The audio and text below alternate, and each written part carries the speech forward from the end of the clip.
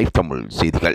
சரிகமபா நிகழ்ச்சியில் பிரபலமாக பேசப்பட்டதும் மக்களின் மனங்களில் இடம் பிடித்தவரும் சிறுவராக இருந்தாலும் வெற்றி நாயகனாக வலம் வந்தவருமான திவினேஷ் அவர்கள் பிரபல்யமான பாடகராக தற்பொழுது இருந்து வருகின்றார்.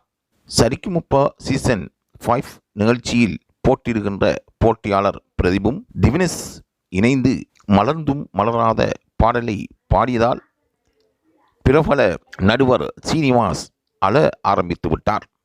அந்த அளவுக்கு திவினேஷின் குரலில் இருக்கின்ற இன்பம் அவரை கவர்ந்திருக்கின்றது.